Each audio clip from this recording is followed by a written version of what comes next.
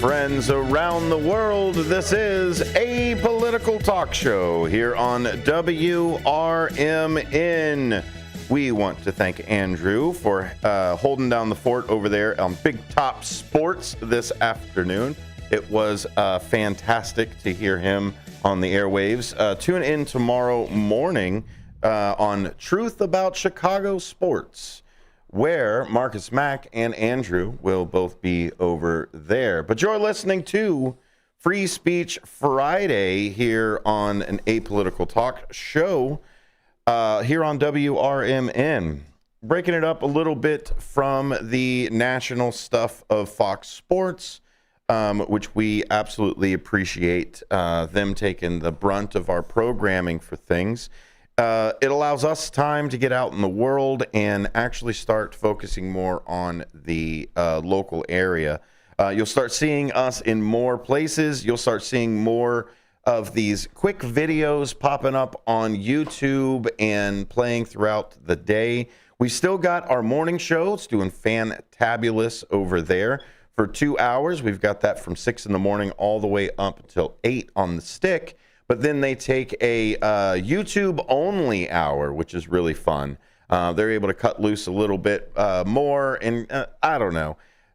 Despite my best efforts, they get even less structured than they normally do on that time. Let's see here. What else? Oh, and then we've got the afternoon presence as well, where we've got, as you've heard, Big Top Sports to pull into it. We've got White Sox coming in, all kinds of great things over there. But today, in this hour, on these 2 hours actually, we are going to go all the way to 8 o'clock when the Sox will kick off another game for their, I will have to look up on the break who they're actually going up against. I don't follow baseball too well. I probably should. But thanks for sticking on with me. I'll tell you what schedule I've got going on today. I've got a couple things I want to talk about with you. We're going to talk about, obviously, the Iran war and the ceasefire and the Straits of Hormuz opening up until just a couple of minutes ago, maybe an hour ago, that we heard that there will be tolls that are happening. So it's not completely open as was foretold. But we'll see. We'll see what's happening. We're also going to check in with tariffs. It's been 1 year since Liberation Day, I think is what that is.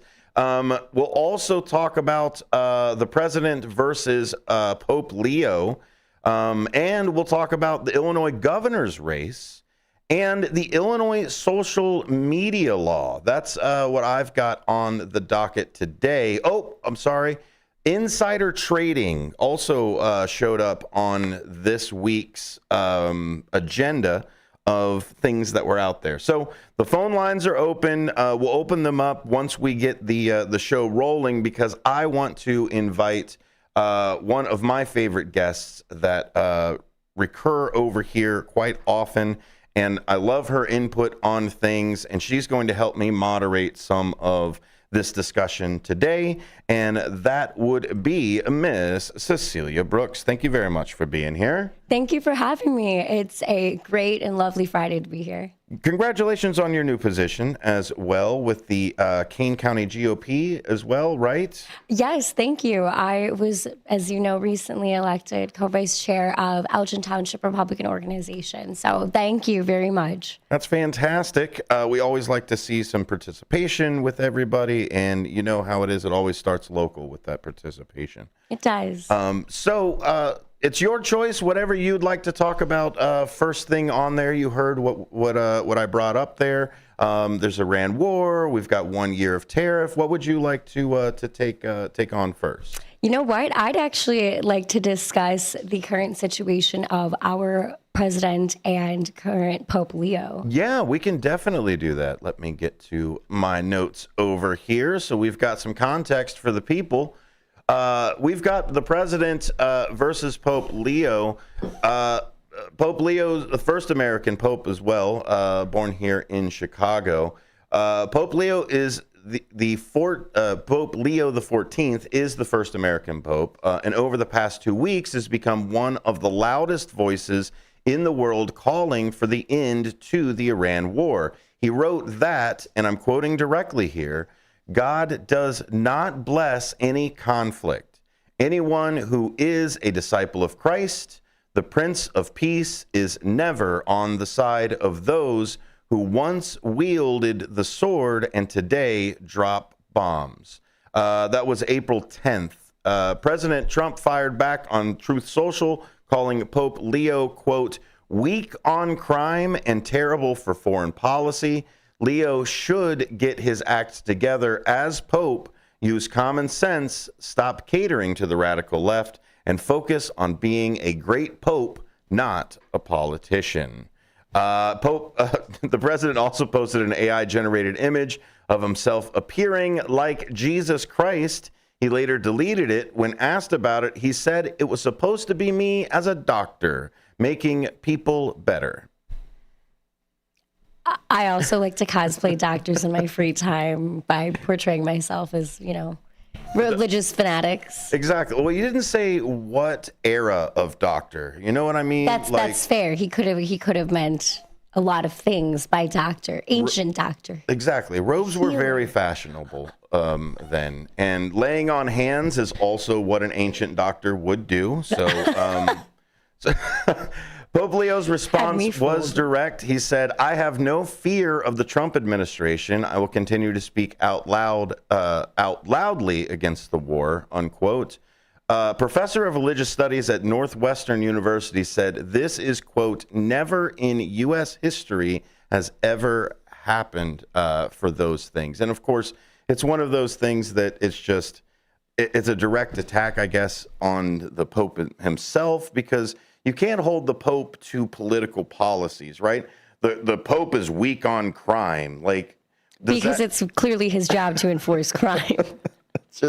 How would you How dare he? Yeah. And so in this kind of context for this, is this just an overstep and we just need to say, okay, back away and stop? Where is this? I do.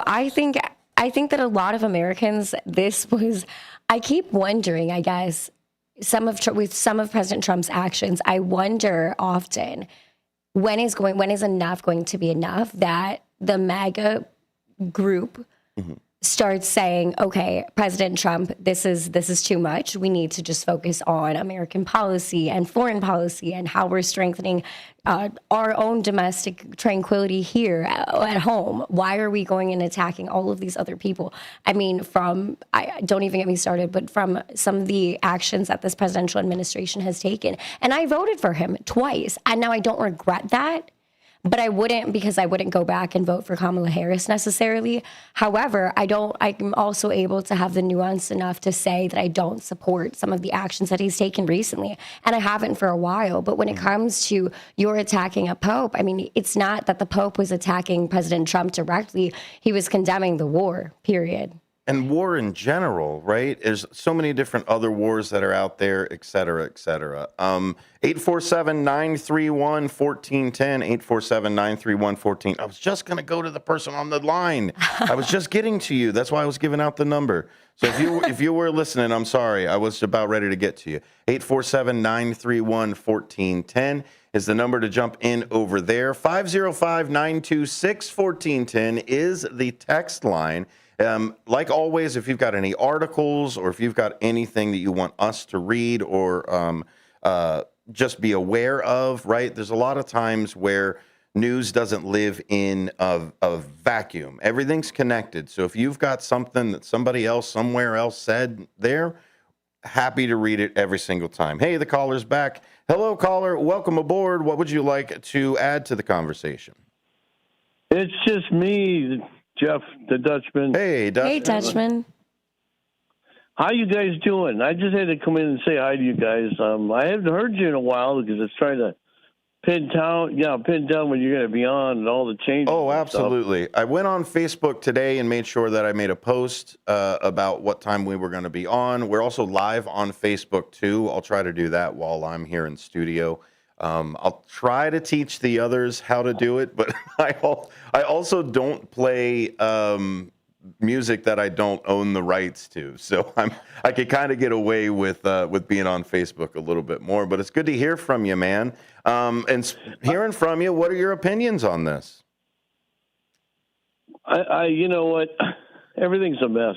No, fair enough. Well, it is. It's just a mess. I mean, I don't understand. I'm a former Republican. I changed my vote last time this guy was in office, and I went to independent. I'm not a Democrat nor a Republican, and so I'm kind of down the middle. And you know this. We've talked about this before. The problem I can't understand, I know people that have been laid off because of his shenanigans. Mm-hmm. They don't have a job anymore. Their department's gotten axed, and they're great workers. There was no waste of money in there. And what I can't understand is some of these diehard Republicans seem to think this guy's gone, but yet they're out of job. So go figure. I mean, I hope to God, I really feel strong in November that the Democrats are going to outweigh, the Republicans 3 or 4 to 1, because I think people in this country are just fed up. There's so many things wrong, guys. I mean, where do you want to start? It's a major shift. Go ahead, Cecilia. I completely agree with that, Dutchman. To your point that you said you left the Republican Party. I don't blame you for that. I really don't. And I hear you when you say you're not a Democrat either. But I feel that is, in talking with so many Americans, I feel that is where the majority of people are. They feel abandoned by the Democratic Party because the left has gone so far to the left. But they also feel abandoned by the Republican Party because the right has gone so far to the right that they're losing the centrists, the moderates of both those parties. So people like yourself and myself even at times, and many other people, we feel just stranded in the middle as if we don't have a home because the loudest are the extremes on both sides. And Dutchman, you got to think about it too, is look at the actions that both of the parties have done. Each party overspends for promises that they can't keep. They make more money on the election side of it than they do to help send it back down to us. Now, it's one thing to overtax us and everything else, but it's a completely other thing to spend almost $2 billion a day on something that shows up as a 60% approval or a disapproval rating at the best. So this is the issue that I keep running into, is who works for who ever since we get to vote with our dollars. Yeah, well, the one thing I'll say, and I'll get off, is you younger guys, yourself, Dennis, and your guest there, you have to make the changes. Mm-hmm. You have to be a part of the system. You basically, I tell people this. It's gotten to the point now. People put up or shut up. It's one thing to protest. But are they hearing you? No. And as long as it's civil and you're not destroying people's, places, it's fine. But the point is, go be a part of your local government. Go, be an alderman. Do like I did. I put up, so because I didn't want to shut up. So I ended up being part of the strategic planning committee here in town and the natural resources committee. And it worked because I learned a different thing. But here's the point. Politics is so upside down. I firmly believe, and I strongly believe, that the younger generation has to put their foot down and say term limits.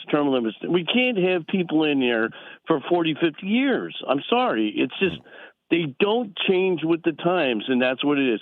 New blood, new people with fresh ideas. Okay, that's what we need. Should it be term limits or should it be term limits or should it be age limits? No, it should be term limits. because I would. You talk about people to keep up with the times. Do you know our average age for our Congress right now is twice mine. Well, yeah. Well, you get somebody like Strom Thurmond in there. He's 90-something before he passed. Yeah, but as long as people are sound mind and body. Okay. I mean, it has to be. It's unconstitutional for me to. It's unconstitutional for me to put that up as a test for election, but I can put age limits on an election. They've got age limits for me to jump in to be a president, so we can put age limits on. I guess what would they be? They would be positions for that side. Sorry, I lost my train of thought. Be careful what you wish for. 100%, brother. I'm there, but if you start doing it there, then somehow it'll come back to haunt you in other departments and other absolutely, things. But you can't be, because it's already in some ways. But it's already built into ageist. The Constitution is already built in for ageist. You have to be 18 to vote. You have to be 35 to become president. So it's already ageist built into the Constitution. So if that's what you want us to play the ageist argument for it, which I completely understand for it as well. I'm just trying to open up the discussion. I'm just saying if somebody's going to serve for 6 years, should they be 80 going into the election? I don't know. There. So I'm sorry to put you on the spot on it, but it's just something to think about. I got to head over to break. Let you guys go. So I really appreciate it, man.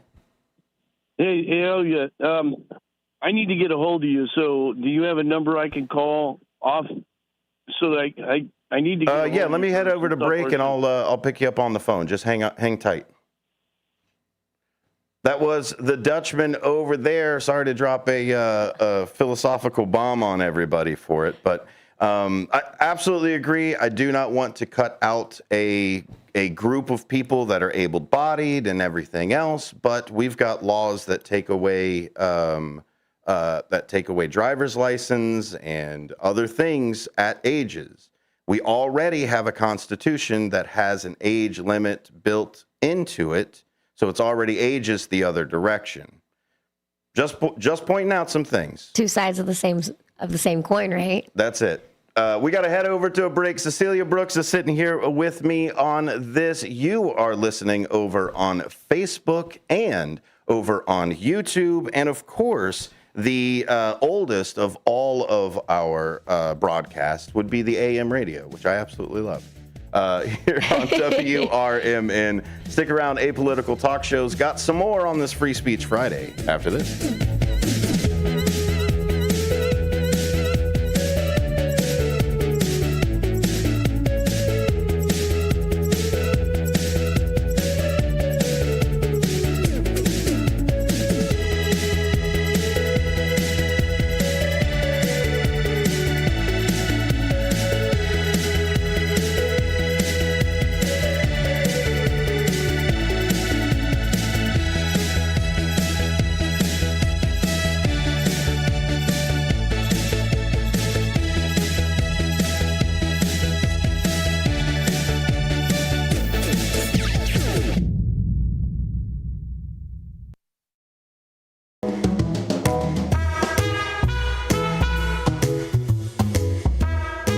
Welcome back to Apolitical Talk Show here on WRMN.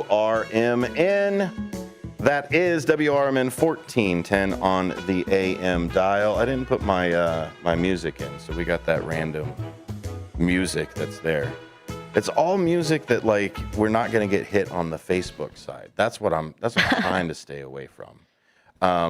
You're listening to Apolitical Talk Show, WRMN, the voice of the valley, the talk of the town, and Fox Sports for those of you that listen to it for the overnights or listen to that mid-morning program that we put together for it. But either way, we've still got great WRMN programming happening in the morning. That's all local on that WRMN morning show. We also have the community hour that still kicks off at 2 o'clock. So while you're at work, you can listen to the midday sports programming and all that other jazz. And then right as soon as you're back joining us in the rest of the world out here, you can get right back into some local WRMN programming.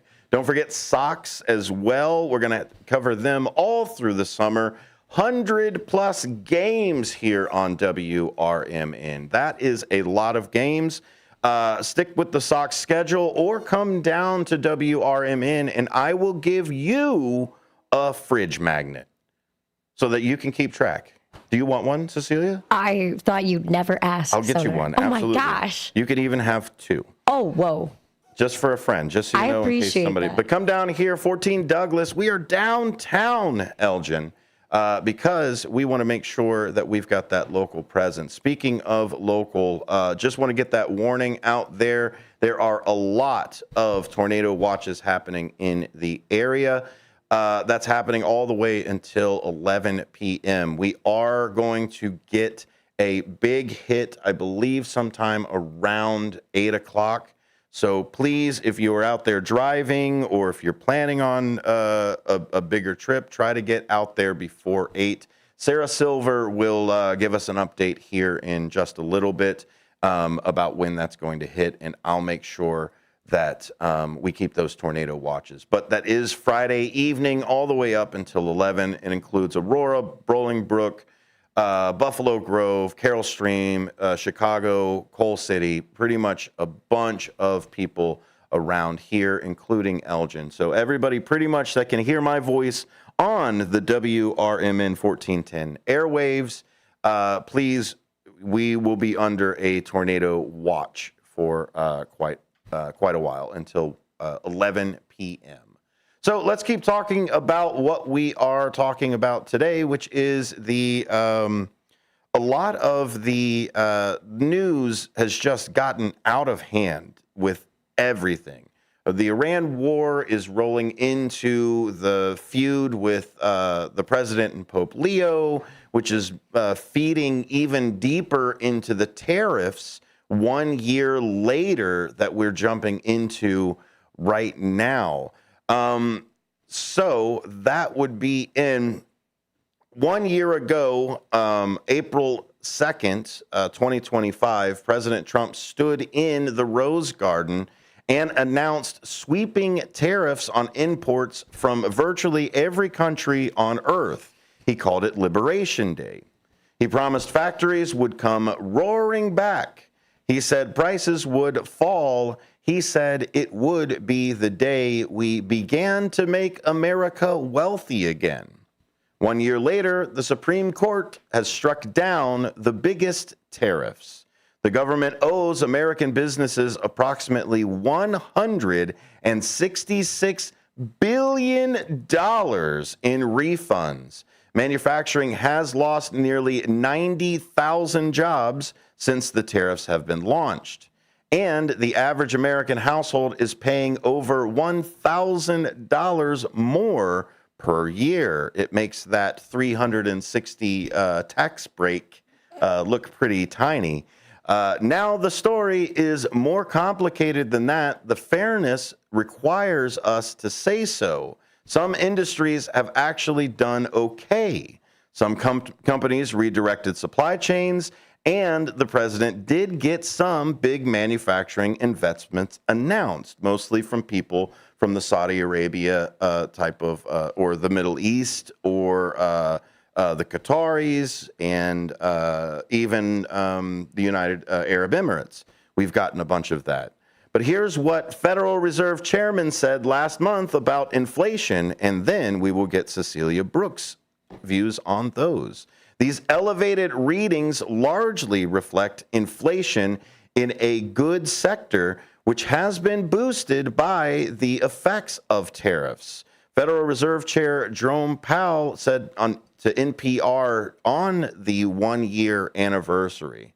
So what do you say about these tariffs? Have they been more good than bad? What are we looking at with this?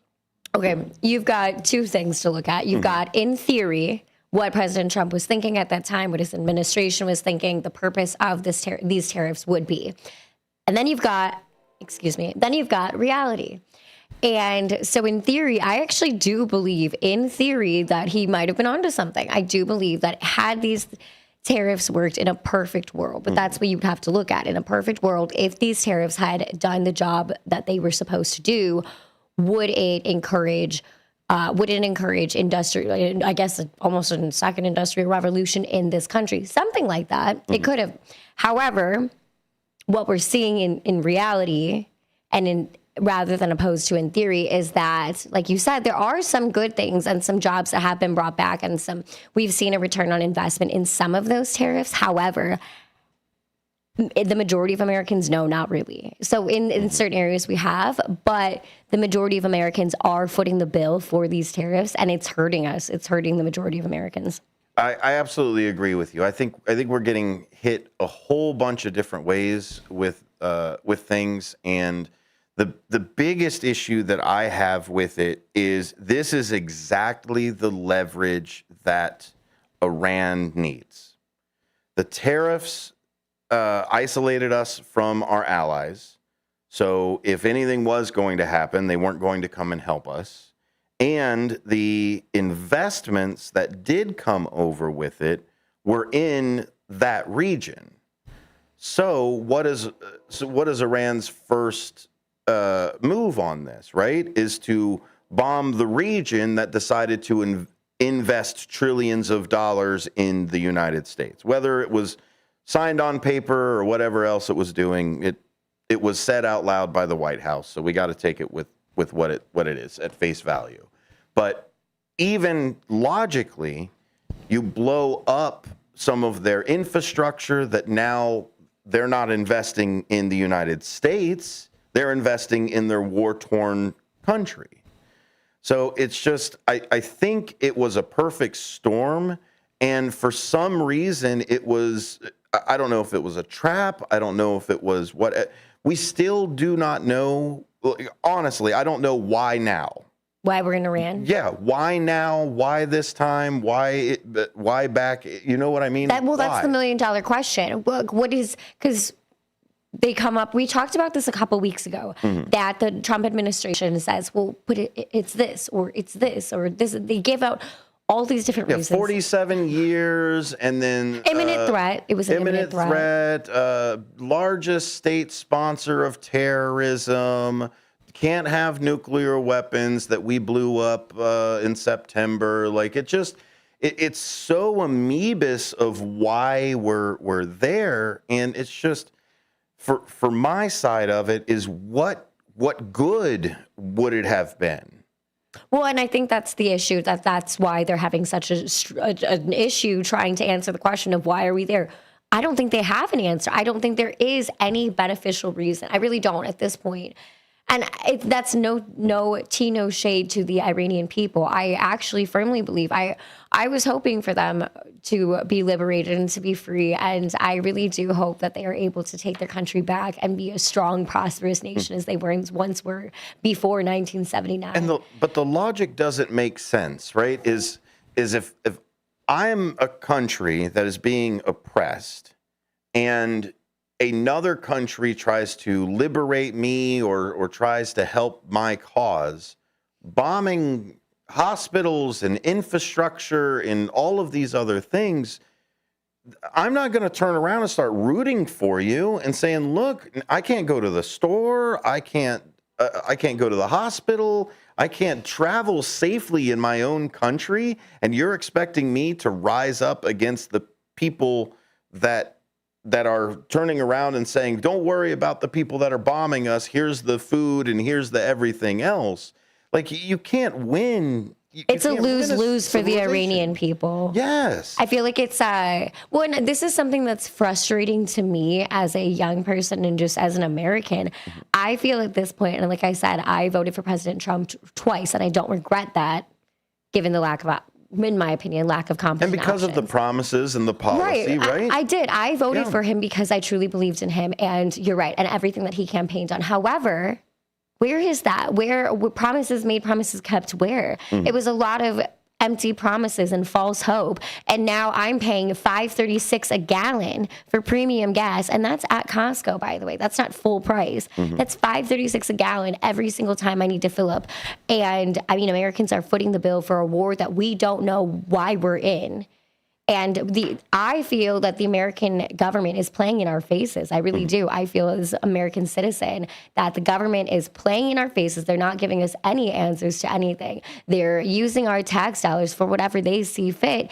And they're getting in these hot button issues, I guess, that don't really matter when at the end of the day, you've got Americans that are being taxed out the wazoo at the gas pump, Americans that are losing their jobs for what, and Americans that we're suffering from a ton of civil discourse, and yet we have a leadership and administration that seems to be focused on everything but the American people.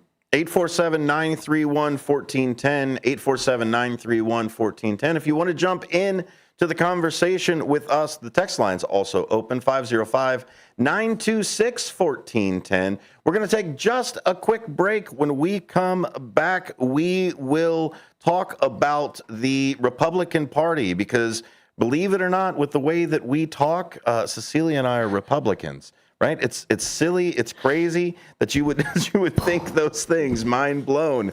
But I wear the Rhino T-shirt with pride. Republican in name only. Mostly because Lincoln's Republicans are definitely not what we're seeing right now. It's almost as if the Know Nothing Party, or the American, what do they call it? The American Party, took over the Republicans again. We'll talk about that. We'll talk about the future of the midterms and a couple other things. You're stuck with us all the way up until 8 o'clock. Be safe out there. There is a tornado warning out. So we'll give you any updates, and the emergency alert system will flip over as well if we need to do any of that. Love it that you're watching over on Facebook and YouTube. Thanks for listening on 1410 Airwaves. We'll be right back after this.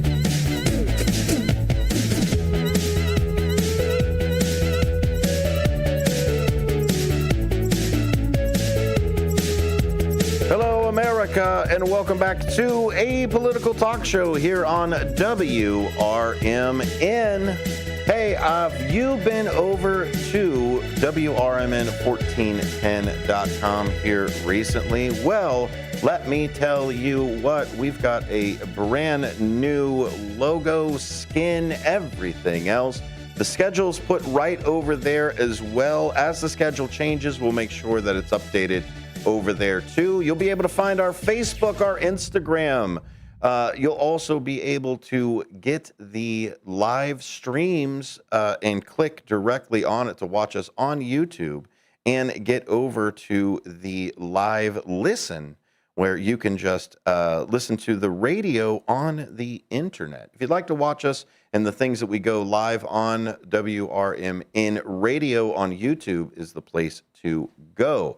Check out WRMN1410.com, where we've got a live 24-hour listen live, and we've got all of the best highlights for your favorite WRMN shows living right there in one place. We want to welcome Cecilia Brooks on to the show with us today for Free Speech Friday. 847-931-1410 is a great place to go if you'd like to jump on for a call and talk with us about a couple of different things. Cecilia, thank you very much for being here. Hey, thank you for having me, Sonar. It's good to be back.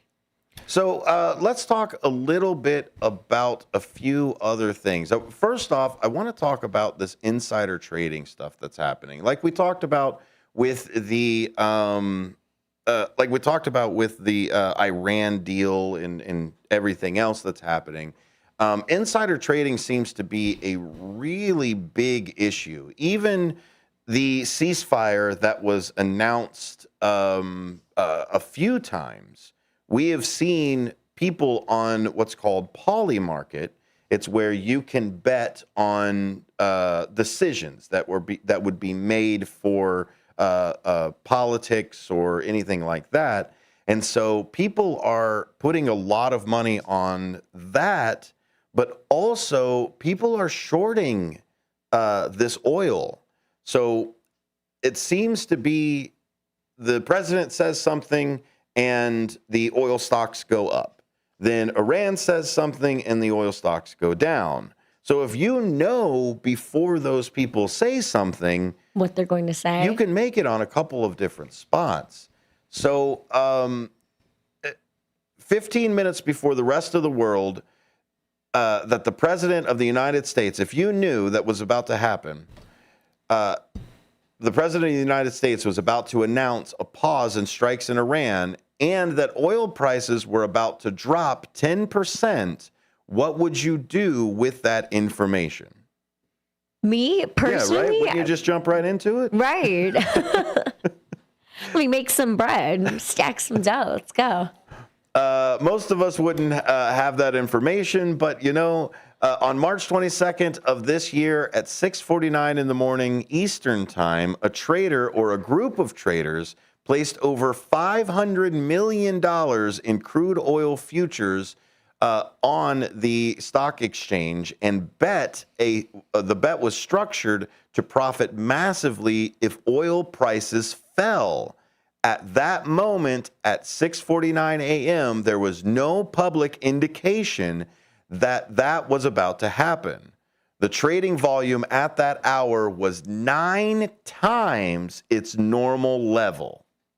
15 minutes later, President Trump posted on Truth Social that he was pausing planned strikes against Iranian infrastructure, citing productive conversations with Tehran. Whoa, it's almost like somebody had a heads up. Really? A crystal ball? Is that how they got the heads up? Well, who was that guy? Was there a genie? Nostradamus? In the box, the wizard? Jambi from like Pee Wee Herman? the Jambi. When will oil prices go? Mirror on the wall. Oil prices dropped more than 10% just from that Truth Social post, right? That tells you how stable any market is, that somebody can just type a couple of characters into the internet and change people's lives. Whoever made those trades walked away with an enormous profit. Now, is it illegal? Well, here's the honest answer. It depends on where those trades were made and who made them. For stock market trades, federal law is clear. Trading on material, non-public information is insider trading and is a crime. But for oil futures and certain other commodities contracts, Nobel Prize winning economist Paul Krugman put it bluntly. He wrote that somebody close to Trump knew what was about to happen and used that insider information to make instant profits. This is what he said, quote, "We have another word for situations in which people with access to confidential information regarding national security, such as plans to bomb or not to bomb another country, exploit that information." If you exploit national security information, is he alleging to the traitor? Starts with a T, ends in either Eason or traitor. Not just inside anymore. It is a traitor. Like, you're a traitor. So he wrote this to Al Jazeera at the time, March 2026. 5-decade trading veteran told Al Jazeera, and again, I'm quoting, "I've traded long enough to know where there is smoke, there is usually fire." Congressman Richie Torres said the combination of unusually large positions, precise timing, immediately preceding a major geopolitical announcement, and immediate and substantial profitability presents textbook basis for insider trading and market manipulation concerns. This occurrence may constitute one of the largest instances of insider trading in history, and it happened again right before this ceasefire was announced. Well, and today, like I said, playing in our faces. And so there's not a legal mechanism for this. That's our issue. Is this where it's yet again another loophole that Congress is just going to leave open? Or is this something that we've actually got champions in Congress that are working to close this? I would hope it's the latter. I would hope that we have enough people in Congress that understand that it's their duly elected job as a congressman, man or woman, to stop that, to be completely honest and transparent with the American people, to ensure that fairness, and we'll throw it out there, right? Fairness and equity is ensured for all Americans. But at the end of the day, it's a lot of rules for thee and not for me. Again, it's not even to go into partisan politics, but it's left and right. But it's when you have government officials that have such a lack of regard for whether it's the U.S. Constitution, or I get that this is a legal loophole, but legal precedent as far as insider trading. It's, you know what you're doing. You know that what you're doing is wrong. Clearly, there's more than one person doing this. And it's that somebody knows something, right? Mm-hmm. But you're not willing, you know that what you're doing is wrong, and you still proceed to do that anyway. And you're still going to have other people that are, oh, this isn't a big deal. This isn't a nothing burger. But it's, for me as a constitutionalist, when you have such a lack of regard for the Constitution, laws or rules or legal precedent, that to me is a slap in the face to the American people. James Madison said, if men were angels, we wouldn't need a government. So we probably need some sort of regulation on this. But what if we did a trade for Congress? We don't like the lobbyists, right? We don't like the lobbyists because the lobbyists go to the Congress people, shuffle it through super PACs, et cetera, et cetera. So we want that money out of Congress. What if we did a deal with Congress and said, look, you can still do not necessarily your insider trading, but you can still pick the contractors that we use. So you can still help your buddies out, or even, God forbid, that you put your own company up for a contractor, which has happened over time as well. But we want the lobbyist money out. You can still keep your insider trading. You can still keep your other stuff if you'll get rid of the lobbyist side. Will you make that deal with Congress? That's a great question. I mean, it's a great question because don't take all their money. They're poor Congress. Right. How dare you? How could you? How could you? And it's just interesting because, again, these people are making so much money for themselves, but who is suffering? The same people that elected these people to Congress. Yeah, they can they can still cut their own taxes like they usually do. They'll still be able to do that.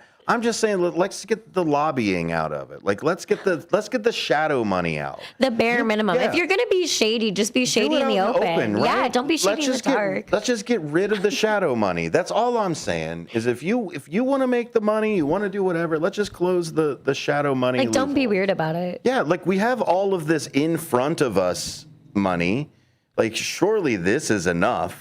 the steal in front of us money must be. Right, like I said, just keep playing in our faces. Don't play behind our backs too. Jeez. Exactly. I'd love to see everybody out there as well. We're coming up to the top of the hour break. I'd love to see Dean out there. We've got Brendan also on the YouTube side. Head on over to youtube.com. You can find us at WRMN Radio over there. I've also got a couple people on Facebook too, so thanks for being over there on the Facebook side, for watching over there. Stay tuned to more Facebook stuff.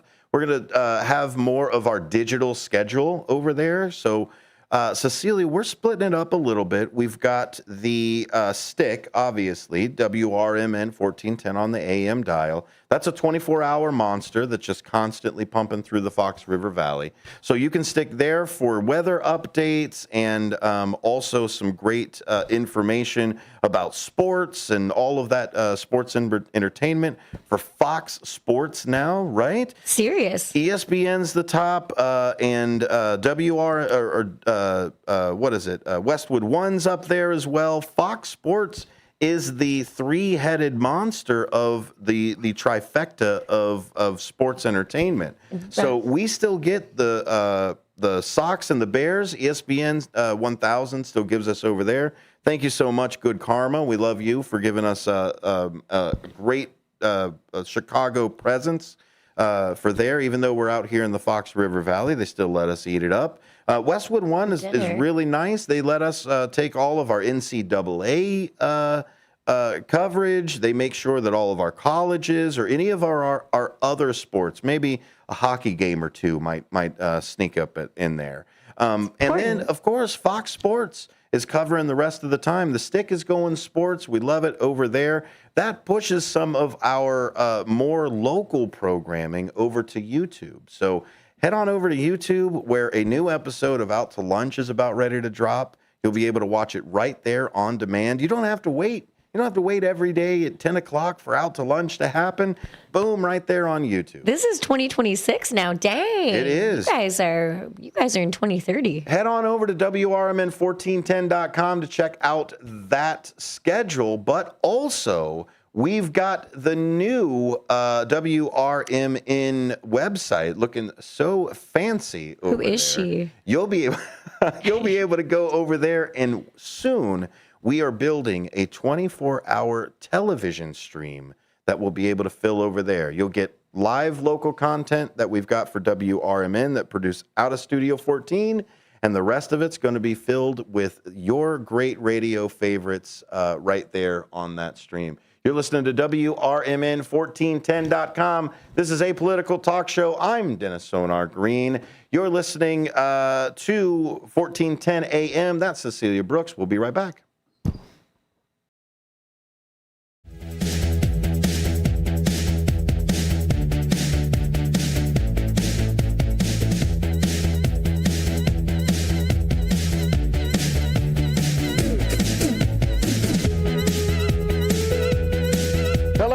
Welcome into a political talk show here on WRMN 1410 on that AM dial.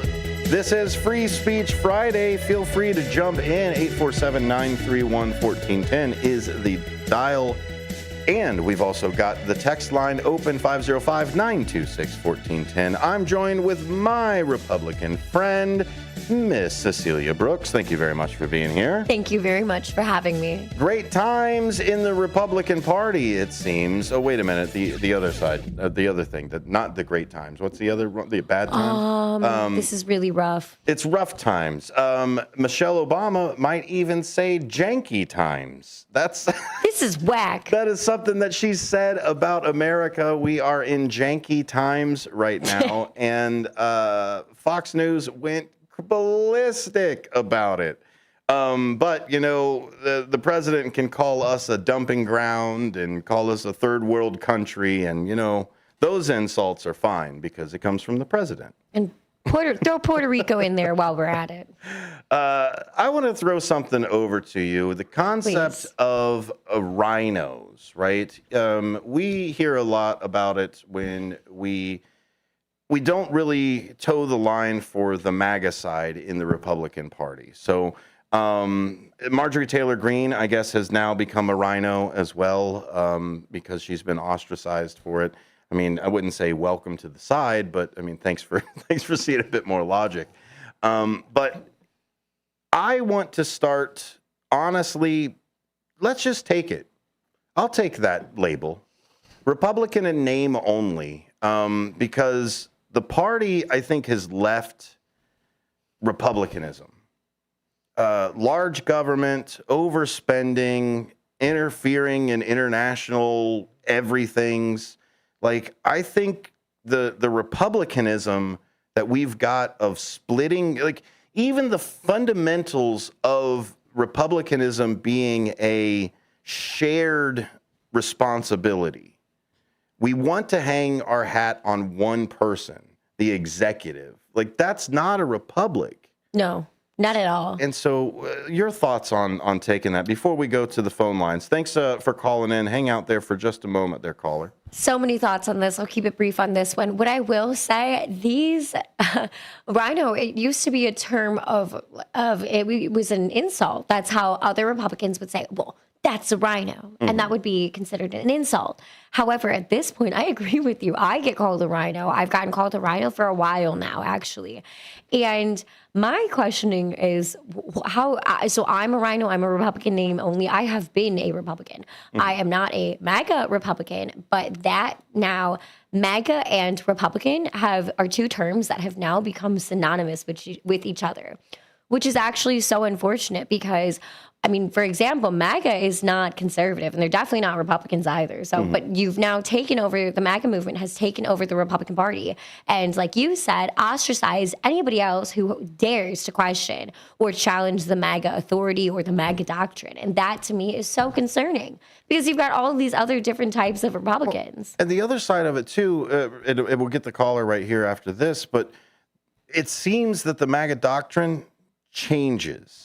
And that's the issue that I think I have with the quote-unquote MAGA doctrine as you're going. Yeah. Hello, caller. Welcome aboard, 847-931-1410, if you want to get some friends. Thanks for calling. Hello? Hello. Hi, yeah. Hey, I do want to say that I listen to you guys' show all the time, and I think it's wrong for Donald Trump to talk BS about the Pope. Absolutely. 100%. Yeah. But I have a question for you about the show. Yeah. Hey, did they cancel Tradio? Because I've been listening from 12 to 12:30, and I hear, like, sports. So Tradio's canceled? Yeah, we're over on Fox Sports now. So what we're going to do for Tradio and things is we've still got the text line open, 505-926-1410.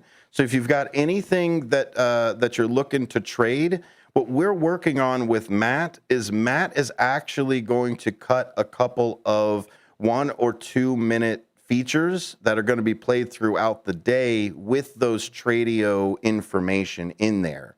So that way Tradio can be a little bit more present throughout the day, and we can get a lot more reach here in the Fox River Valley. But thanks for listening. I really appreciate that. Oh, you're welcome. Yeah, thank you for answering my questions. You're very welcome. Just look for that here in the next coming weeks or so. We still got to put it together and get it into the system. But if you'd like to text us, that's 505-926-1410. And so if you've got something that needs to get out into the Fox River Valley, or you're having a yard sale or any of those things, what we're going to do is we're going to have like a community calendar type of thing that's going to be putting some announcements like that throughout the day. Perfect. I got the numbers. Thank you, sir. You have a great evening. You as well. I really appreciate your input. So, yeah, I mean, it's one of those things that Cecilia, that you have to kind of, you've got to even take the leadership into perspective. Like you said, the MAGA side of it is really more, and I hate to use the word cult, but we've used this before, of cult of personality. And now we can say cult in the traditional sense, but I don't think anybody's drinking Kool-Aid or purchasing the same style shoes. Although there are Trump sneakers and Trump watches and Trump, so I mean, I won't go And the Bibles. until there's Trump Kool-Aid. I think I'll stay away from it. But we have seen cult of personality. I mean, even in the song, like Jimmy Dean, like Mussolini, like all of these. Is MAGA a populist movement that has taken over Republican Party, or is this what the Republican Party has always been, and MAGA's just kind of like removed the mask on it? No. Well, in my opinion, I personally think it's the former. I think that it's this MAGA is a populist movement. And I've actually been saying that. Like I said, Trump has never been a conservative. And that's okay. But all these people that are saying, well, I'm a Christian conservative, so that's why I follow Trump. None of those things coincide with each other, like literally none of them. And so that tells me that you're following Trump. You're following MAGA doctrine. You're following Trump. And like you said, the MAGA doctrine changes. It does. And that's why you can't scream to the top of the world, I'm a Republican.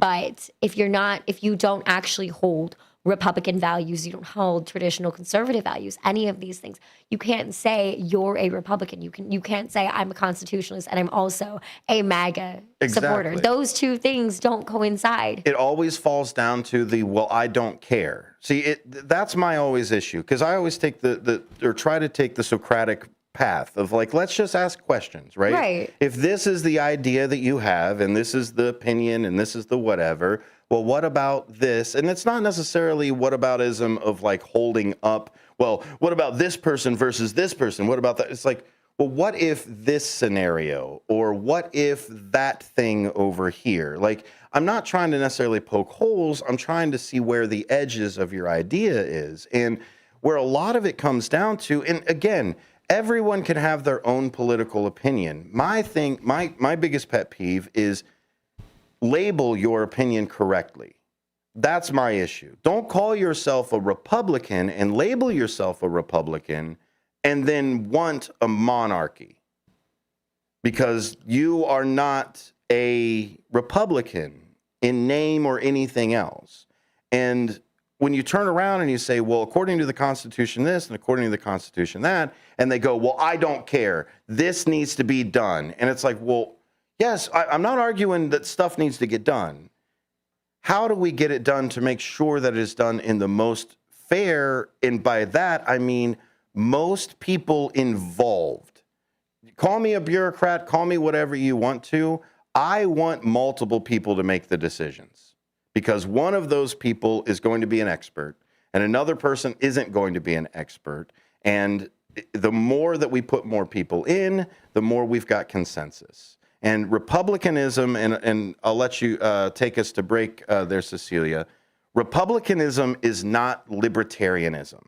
Libertarianism is not the other side either, of like just anarchy, of no government interference, right? That's libertarianism. The government can't tell me what to do. That's not republicanism either. Republicanism is non-arbitrary domination. You are not allowed to tell me what to do without me putting some sort of say into it. You want me to drive on the right side of the road? I will gladly drive on the right side of the road. But if all of a sudden we all decide that we want to drive on the left, we're going to have a vote. That's how republicanism is put together. Cecilia. And that's the beauty of the American government and the American people and the systems that we've had in place for so long. So why is it now that people think that it's okay to anyone challenging that doctrine or that question, or even bringing things back to, well, but this is wrong, and this is, we've done things this way, and we followed the Constitution for X amount of years, and so many other presidents had set both a legal precedent, a moral and ethical precedent. There's also, I mean, it's not even a legal aspect, but for me, it's also the way that we carry ourselves, right? America is the leader on the world stage, or we should be, and It was for the majority of my lifetime, and is just, I hate to have to say arguably. Right. Is now. And I'm with you, because I want nothing more than this country to succeed and all of our people to prosper and thrive. But I also think that we need to be able to have these difficult conversations. But it's very hard. I'm even finding and we're both Republicans, as we've stated, but I'm even finding those conversations to be had in our own party. And I'm having struggle trying to get through to different Republicans who they're not willing to see that President Trump is going too far. It's back to what you said. It's, I don't care. It doesn't matter. I don't care. But it's when you have such a disregard, you are now chartering into dangerous territory. And it's, when do we draw that line? When do we start holding our executive branch accountable? We have had checks and balances in this country since the inception for a reason. But now those checks and balances are being entirely disregarded. Our Supreme Court is becoming a laughingstock. I mean, when have we in the history of this country had an executive branch that is so dismissive towards the Supreme Court? And by the way, those are people that, the majority of them were his nominees. By him. Yes. Yeah. But now you see the danger of disagreeing with him. You see this. We have a president in this administration that is willing to disparage anybody who dares to disagree with him. Anybody who dares to challenge literally anybody. Literally anybody. His own congressman from the same party. The nominees that he appointed to the Supreme Court. The Pope. Papal criticism. And I don't understand how there are still Americans who call themselves Americans and truly, truly believe in this country and believe that they are patriots, who are not willing to condemn the actions of our current president or our current even administration. You're now getting into, like I said, we are chartering into very dangerous territory. And this is where the difference between nationalism and patriotism come in as well. A populist movement is a nationalist movement. They want the country to look like them, be like them, operate like them, et cetera, et cetera. A patriot rejects that. A patriot says this country is not for one group of anyone. This country is for groups of everyone. And that was what the founding fathers originally intended. Even if you want to take the Christian side of it, we're a Christian nation, et cetera, yes, most of the founding fathers were deist. But even Jefferson himself cut out all of the miracles in his Bible.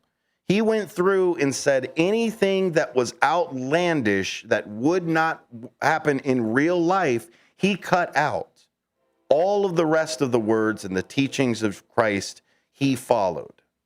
And they still turned around and said that we have to have this separation because we cannot have one group, whether it is the government or the church or the president or a corporation or anybody, cannot have power that we cannot say something about or contribute to the change thereof. It's just the way that the founding fathers put this because they read what true republics were. They didn't have the founding fathers to read. Wouldn't it be great if the Federalists had the Federalist Papers? Like, it would be great. Oh, well, who's got a time machine? They had Cicero. They had Plato. They had the Romans. So they understood what republics really were and the history of the way that they operate. And the more that we march towards populism and consolidated power, the more we move away from what true Republican is in name. And I just can't get off my soapbox about it, Cecilia, because I just feel like a populist movement has hijacked the party that I grew up being.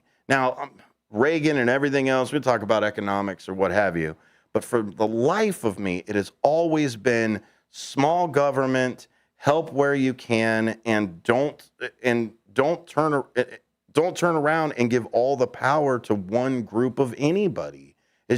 That's republicanism. It's crazy, Cecilia. Well, you've got so many people that are in our party now that don't know what it truly means to be a Republican. But again, I think going back to your previous question of, has the Republican Party always been this way, or are these new people? No, I don't want to say. I'm gonna be careful with my words here always because they do carry weight. They're being recorded, by the way. Really? But I think that it's important to note that like I said, not every Republican is MAGA. But I think that these MAGA people may have come out of the woodworks. And that's how our Republican Party has hijacked it has, not even lack of a better term. It has been hijacked. That's exactly what happened. Well, and since we're doing callbacks to it as well, in the previous hour, you said promises made, promises kept. There were Republican promises in this previous election. That's what I mean. But where are those now? Where are those? The ideals change, the values change. Well, they change because they never existed in the first place to MAGA. But as somebody, and I know I shared this with you, a deep love for the history, and a wanting to understand, a desire to understand and to continue learning and to grow as a person, to grow as a party, to do better than we have in the past, because I know that we have, and I know that we can. And looking back, those who forget history are doomed to repeat it. But why now is our own party being taken over by people who don't even understand the history, who don't understand the mechanisms that make this country great, why we have the government the way that we do, and the meanings of the words behind this, and the purpose of all of these things, and the structure of our government? They don't understand, but they also don't care, because I feel to a lot of the MAGA movement, it's Trump this, Trump that, whatever. Trump can do no wrong. And that's what I mean when I say we're getting into dangerous, uncharted territory. When you have a president that people follow, so it's getting to the point where it is religiously. When you have a president that people follow so religiously, or even any figure, that is incredibly dangerous, who truly believe that person can do no wrong. And that person, I think even Dutchman said it, they look at him as God. And honestly, it's getting to that point. It really is.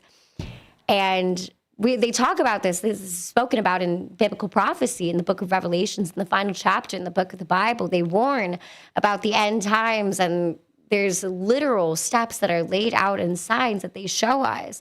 And I firmly said it, the Antichrist has been here all along. But Daniel 11:36 describes the willful king.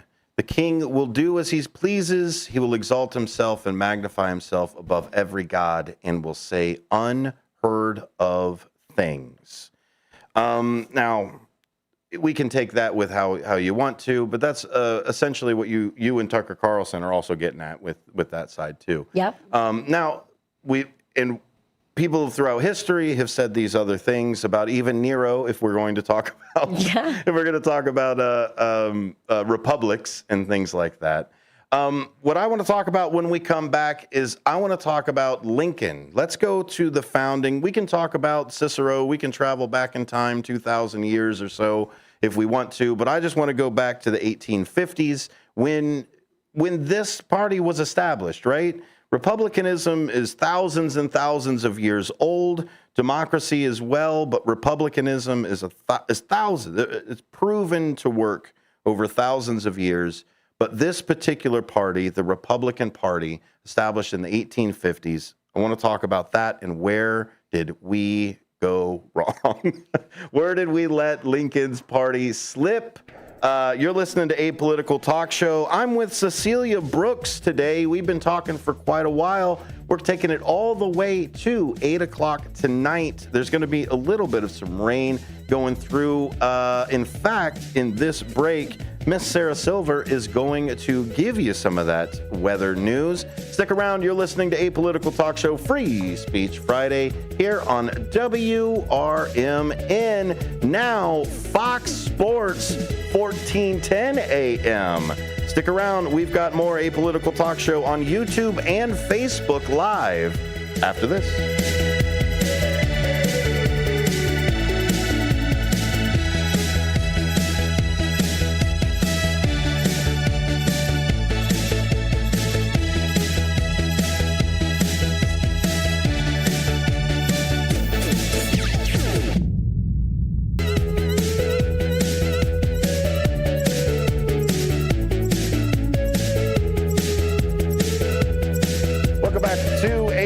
Talk show here on WRMN. I'm sitting with my good friend Cecilia Brooks. Hey, Miss Cecilia. Hey. You just got a new position over there at the Kane County GOP, didn't you? You know what? Thank you for mentioning that I did. And I am very excited to be bringing youth and energy and also revitalizing the Republican Party that I would hope it to be, that I know that we can be. That's it. We need more people with seats at the table and we need more people involved of all kinds of different viewpoints, which is exactly why we do this show. Why I do the show, while Cecilia jumps on with me, David Tees, everybody that you've heard contribute to this show are different voices to make sure that we're all hearing each other, honestly. I want to make sure that you feel that your position was raised, right?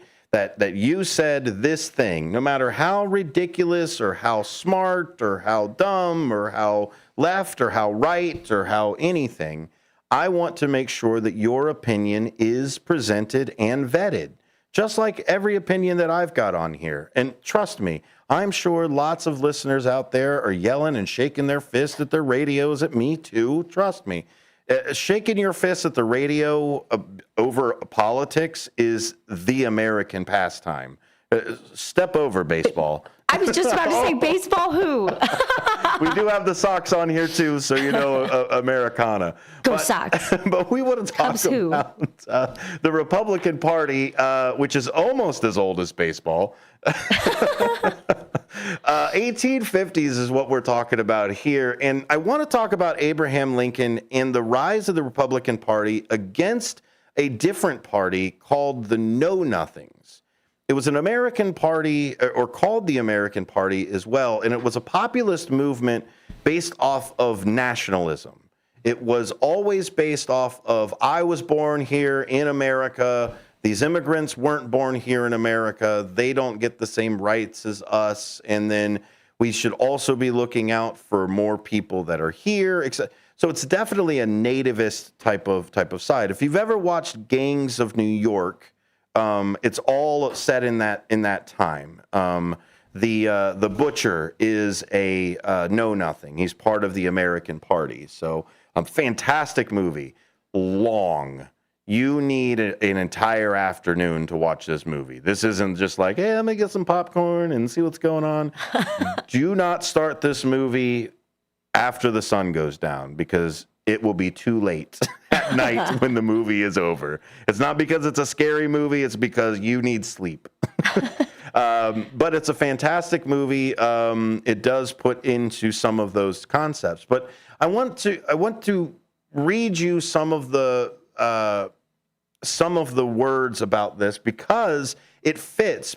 Because the Know Nothings were against foreigners.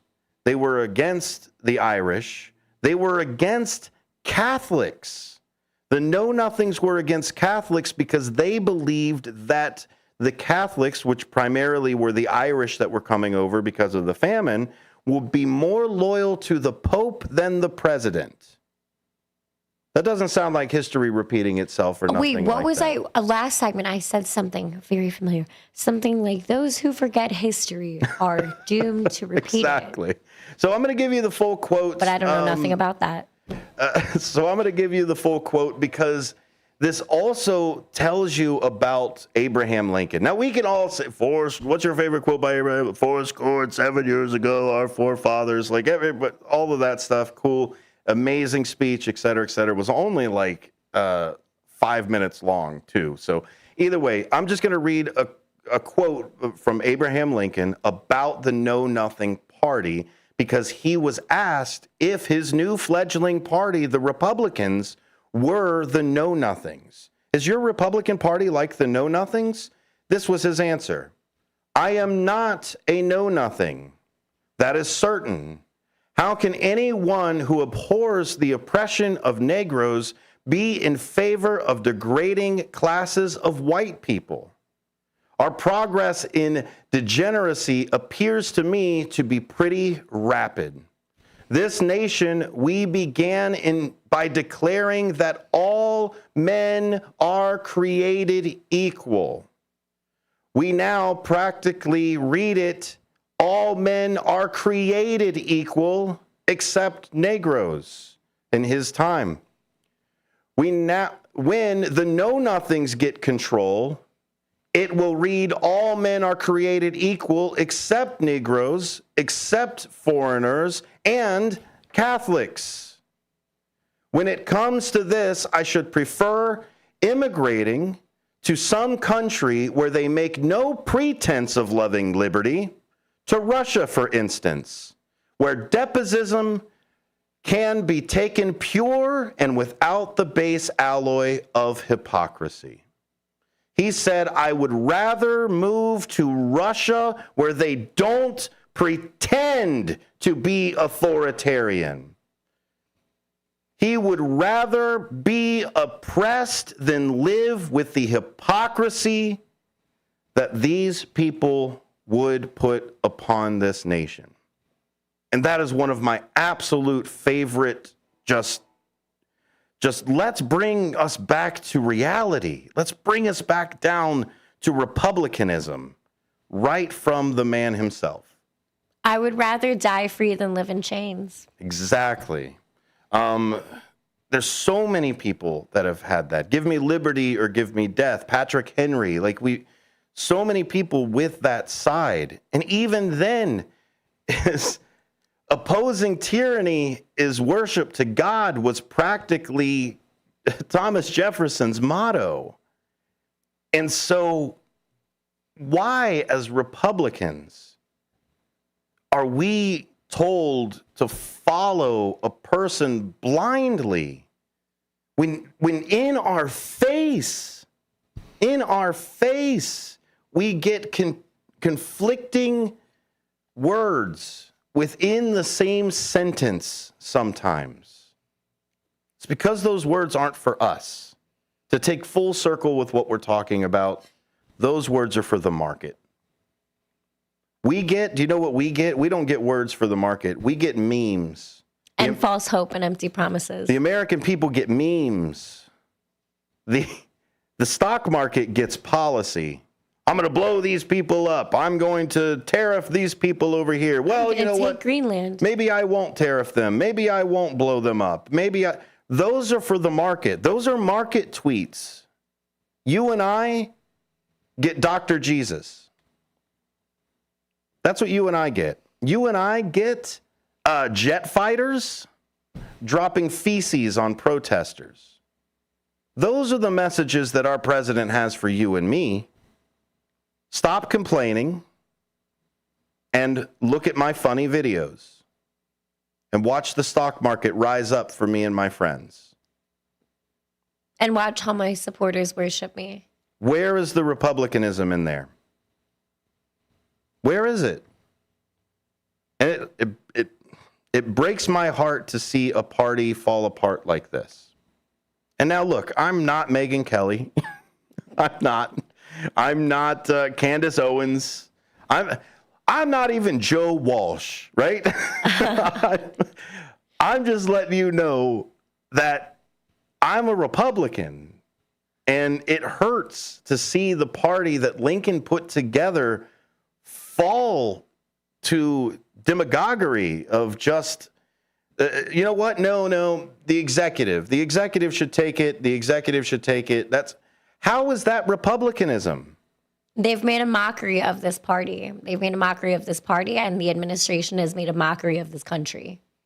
And look, and I'm infuriated personally. Don't think we don't beat up on the Dems and everything else, but the Dems aren't the people that I've been following for my entire life. Correct. The Dems aren't the side of the party that I grew up with. I grew up with my dad calling it the Clinton News Network and whatever else that we could come up with for it. I mean, yes, I absolutely understand. My problem is let's use our words correctly. You want to be the MAGA party? You want to have a MAGA party? Then go make one. And this is the problem you can see with the Democrat Party, right? You're seeing the liberal side take over the entire Democrat Party there too.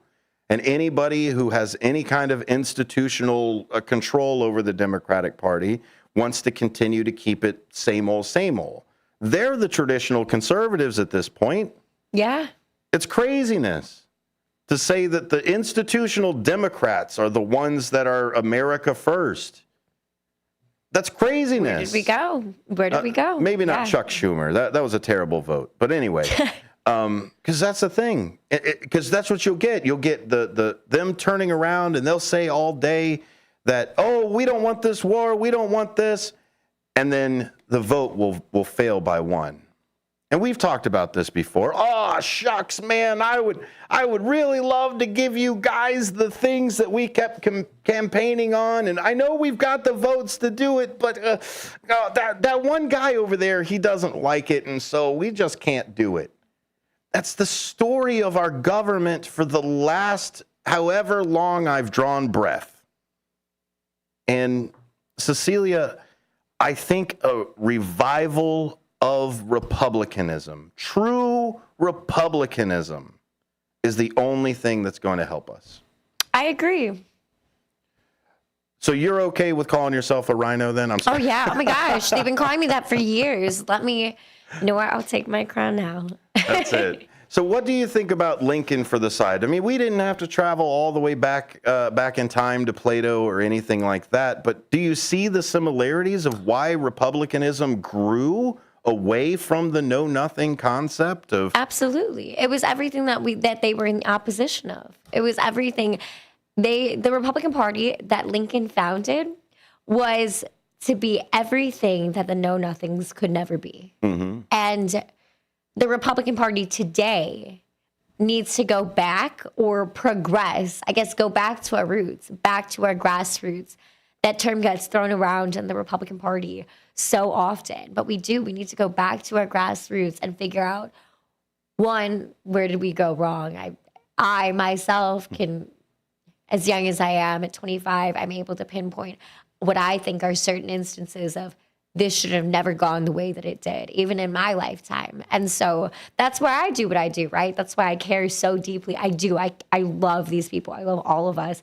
And I love God. And I'd rather die with my faith than live a life without it. Like, it's heartbreaking to see the Republic fall apart like that. And while it carries a Republican banner. Yeah, that to me, I think, like I said, is the most infuriating thing, because the MAGA movement has made a mockery of the Republican Party, and the Trump administration has made a mockery of the United States of America. We'll travel back in time. You said to go back to our roots. September 17th, 1787, the Constitutional Convention had just concluded in Philadelphia. Benjamin Franklin walks out of Independence Hall. A woman, history records her as Miss Powell of Philadelphia, approaches him and asks, well, doctor, because, Benjamin Franklin was a doctor, what have we got, a republic or a monarchy? What does she say, Cecilia, if you can get it out? Because I know I'm tears. We might have to take a break, too. What did she say? A republic, if you can keep it. 4 words, if you can keep it. Franklin didn't say, republic, it's yours now, enjoy it. He didn't say, a republic, the hard part is over. He added a condition. He put a warning behind it, a challenge. Franklin, who had read Plato and Cicero and knew that republics are fragile, he understood that they're not self-maintaining. They require active, informed, vigilant citizenship that require people who understand what the word means and why it matters. Not the know-nothings. Not the know-nothings. We know lots, and you will too if you stick around after this break. We're going to collect ourselves. We're going to play maybe a fun game and then get right back into it. You're listening to Apolitical Talk Show. Sox game is happening, if you're listening on the stick, at 8 p.m. tonight. Stick around for more great WRMN programming here on your Fox Sports station in the Fox River Valley. The talk of the town, WRMN. To buy or sell a home in Chicagoland? Need trusted legal help with real estate, evictions, or estate planning? Turn to Guthrie & Brady, the happy lawyers serving the greater Chicago area since 1965. With over 50 years of experience, they handle titles and deeds, foreclosures, landlord-tenant issues, wills, trusts, and more. Appointments available evenings or weekends at their Roselle office or right in your home. Call Guthrie & Brady now at 847-524-1215. That's 847-524-1215. or visit gnblegal.com. Guthrie and Brady, personal, professional, affordable legal services for all of Chicagoland.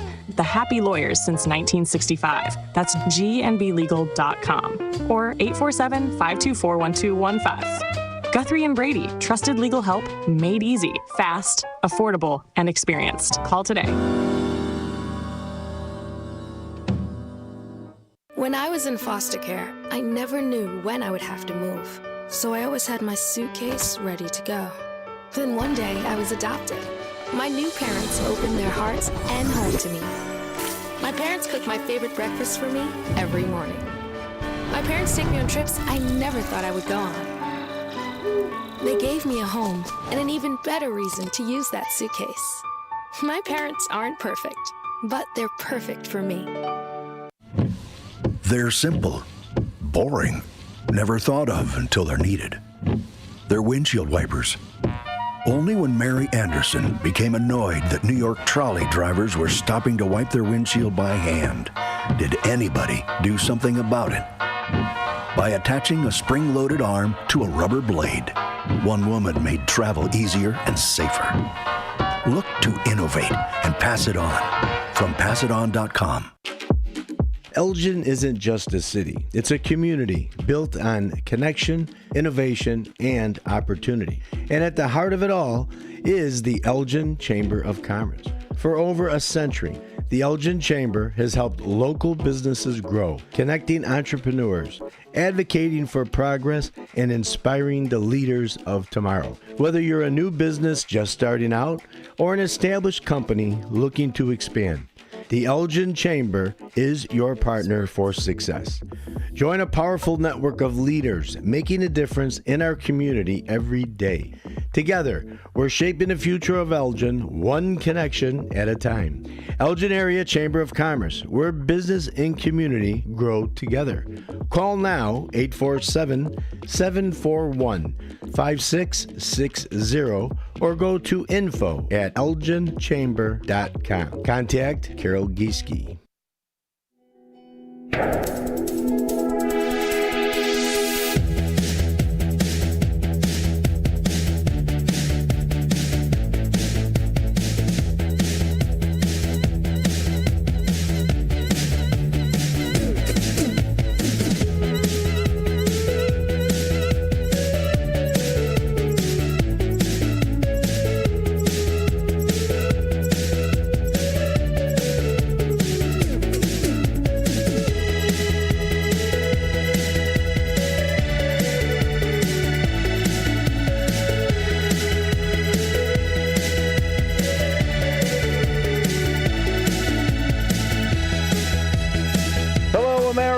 And welcome back to the final segment of a political talk show here on WRMN. The phone lines are still open for just a little bit before we get into the Sox game.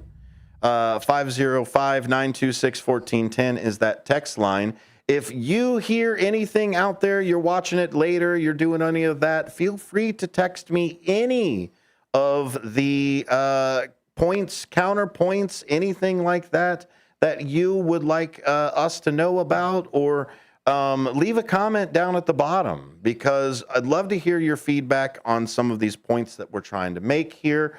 I try to have these conversations with more Republicans when we talk about the parties. When I bring my Democratic friends over, we talk about the Democratic Party too. Elliot Serrano is late to be over here as well. We need to bring him back over. Because just as much as I love poking at the Republican Party, I love poking at the Democrats too. A biggest thing for me, the insider trading and all of that other stuff that we've been alluding to before, is happening across all of it. We have to look not as the left and right type of side. Left and right keeps everybody balanced. It's the top and bottom that crushes you. That's not me. That's physics. Like I'll explain it to you again. Isaac? Is that you? We'll bring Cecilia back on with us. Cecilia Brooks joining us today for the Free Speech Friday. Left and right is balance, right? I have a little bit of left. I have a little bit of right now. I mean, on the AM dial, okay, it's all in mono. We don't have to get too crazy. But when you listen to your earphones, right, you got two of them. You got a left and a right. Keeps it balanced. How do birds fly? Right? Does a one-legged duck swim in circles? Like it's just that kind of thing. It's just we need that balance. Here's where I'll give you the other physics lesson. The top crushes you. Yeah, look, call me a Marxist, call me whatever you want to. I'm more of a mutualist if you want to go economic side to it, but I've only got a couple minutes left on the air. But that's my perfect side of it. But at the end of the day, it's the top that's going to come down on you, right? And the lower you down on the bottom, I mean, again, you get more crushed. What I'm trying to do here is take everybody back to the foundation. Like most countries, if we have a strong foundation, everybody is able to support that weight. Our problem is I think our pyramid is upside down as far as the weight goes, Cecilia. If you ever you remember the trickle down meme where it's the wine glasses that are sitting there, and then all of a sudden the one on top just gets bigger. It just it's just one of those. I'm getting crushed down here. Yeah, and there's always the argument of every time somebody wants to get a piece of the pie, right? Let me get a bigger piece of the pie. They always go, well, let's just make a bigger pie. If the pie's bigger, then we'll all get it. But yeah, here's my problem, man. Eventually, pies can't get bigger, and so now what are we going to do? Once our pizza or our pie or whatever, pick your favorite pie, key lime, fantastic. And man, hello. Once the pie reaches critical mass, there is no other direction other than slices. And so your greedy butt has more power to come after my pie. My slice gets smaller because we can't possibly not grow. This is the issue when you get into that economic side, right? And I get chastised all the time for my metaphors, so I hope everybody's following along. But that side of it, let's take republicanism away from the government. Let's take republicanism into our economic scale.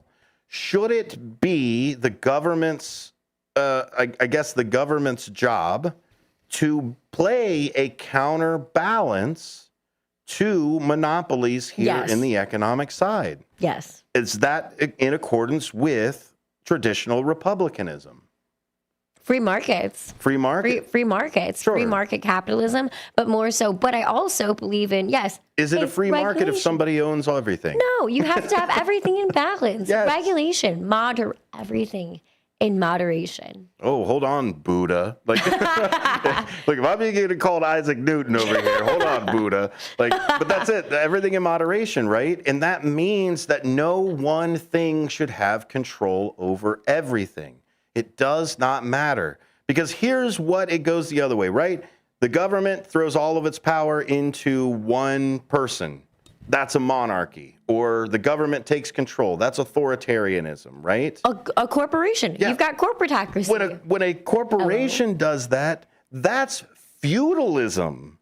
I don't own anything. Do you rent your house? Looking at you, New World Order and World Health Organization. Do you rent your car? You rent the television you watch. You rent those things. And soon enough, we all work for the one corporation that pays us in the company store dollars. That was like the mining, those back in the day, right? The miners, the factories. You want to go further back? Middle Ages, feudalism.